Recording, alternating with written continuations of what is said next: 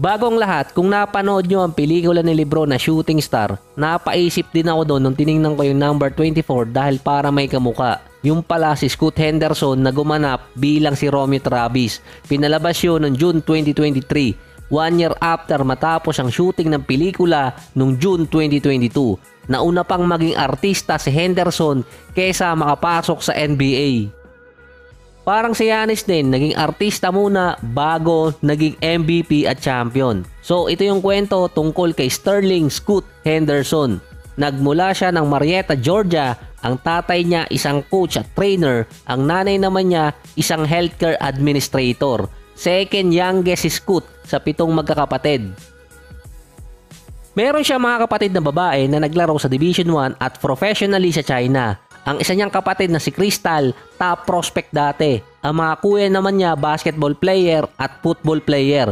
Bata pa lang si Scoot, naglalaro na talaga siya ng basketball. Yun nga lang, hindi ganun kainteresado.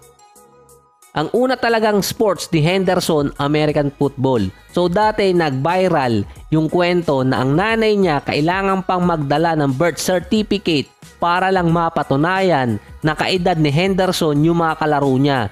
So hindi talaga yon sa basketball, kundi sa American football. Mas malaki kasi siya ang tingnan kumpara sa mga kaedad niya noon.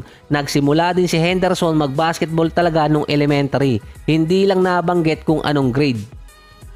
Sa isang article noon, kapag dinadala siya ng kanyang tatay kasama yung mga kapatid niya sa basketball court, ay umiiyak pa nga itong si Henderson dahil gusto niyang bumalik noon sa football field. Mga grade 6, naging member siya ng kanilang varsity bilang starting point guard. Dito, mas malalaki, malalakas at mabilis ang mga kalaban niya. Nagsimula na ding mabaling ang interest ni Henderson mula football papuntang basketball. Kasama din ni Scoot yung mga kapatid niya habang nasa game, na kapag nagkakamali siya, pinagsasabihan agad kapag timeout. Kung si Wemby ang tawag sa kanya alien, si Henderson dun nasa AAU, ang tawag naman sa kanya noon cyborg. Dahil ibang level ang game niya at intensity, not human nga, sabi ng isang coach niya. Sa freshman year niya sa high school, ka-teammate niya pa noon ang kuya niyang si CJ, nasa senior year na. High scoring guard si Henderson. Sophomore year niya, nanalo siya ng state championship na umiscore siya ng 49 points plus yung game winner. Noong junior year, nanalo ulit siya ng state championship. Kalaban naman si Isaiah Collier, ang top prospect din na ngayon ka-teammate ni Bronny sa USC. Kahit kilala si Henderson bilang second best point guard sa class ng 2021, ito yung batch na Holmgren, Hardy, Imoni Bates, Paulo Banchero na reclassified din kasi siya nun. Nagtataka pa noon si Scoot na hindi siya heavily recruited na player. Meron naman mga offer pero hindi katulad ng mga kasama niya sa batch ng mga top team sa Division 1. Ang pinaka high class na team na nag-offer sa kanya, Auburn at Georgia. Ito yung mga time na nag-bypass na siya ng senior year at pumirma ng NBA G League. So medyo kinapos ako doon. Ito yung Ignite. Meron siyang $1 million sa loob ng 2 taon at youngest player sa G League sa edad na 17 years old. Hindi rin kasi siya eligible agad na makasali sa draft noong 2022 dahil ka-graduate pa lang niya noon sa high school. Kahit pa nag-advance classes siya para mapaikli yung mga taon.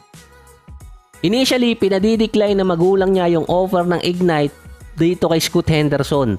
Pero ang nagpayo sa kanya na tanggapin yung offer ay yung mga kapatid niyang naglalaro na sa Division 1. Way back pa noong mga 2020 or 2021, hindi pa bayad ang mga players nung sa college. Hindi tulad ngayon na meron ng nil contract. Sa unang game ni Scoot sa G League, hindi siya nakalaro noon dahil sa rib injury. Base pa sa kanya, ang pinaka-memorable talaga sa G League ay nung namintis niya yung eroplano dahil hindi agad siya nagising or nasobrahan siya sa tulog dahil iba na nga ang setup niya noon. Meron ng mga away game. Sa pangalawang laro naman ni Scoot, umiscore siya ng 31 points. So G League na to, ang mga kalaban niya mga former NBA players. Isa din siya sa mga napili dating sumali sa Rising Star Challenge noong 2022 All-Star Game. Nagkaroon din ng exhibition itong si Henderson versus Wembanyama noong nakarang taon. Habang nasa G League siya noon, syempre napapansin din siya ng mga NBA player. Si Jaylen Brown sinabing best 17 years old na nakita niya. Base naman kay Jason Hart, ang coach nitong si Scoot, parang batang Derrick Rose maglaro si Henderson. Ang shooting coach naman niya na si Chuck Person, siya yung player dati na nakipagdikdikan kay Larry Bird sa playoffs noong mga 80s na naglaro si Indiana. Isang generational talent si Henderson. Kahit si Shaquille O'Neal at Russell Westbrook nag-reach out din dito kay Henderson. Ngayon, new era na sa Portland kasi yung inaasahan ni Scoot na makakasama niya si Dame hindi nangyari. Base naman kay Brogdon, okay lang sa kanya na second unit behind Henderson. Meron kasi mga young players ngayon sa Portland. Si Simons, Shadon Sharp, yung isa si Chris Murray, 4 pala kasama si Henderson na magkakaiba din yung position mula number 1 hanggang number 4. So bata pa rin naman si DeAndre Ayton, hindi lang halata. Nasa 25 years old pa lang siya at buo ang lineup na yon mula sa first 5.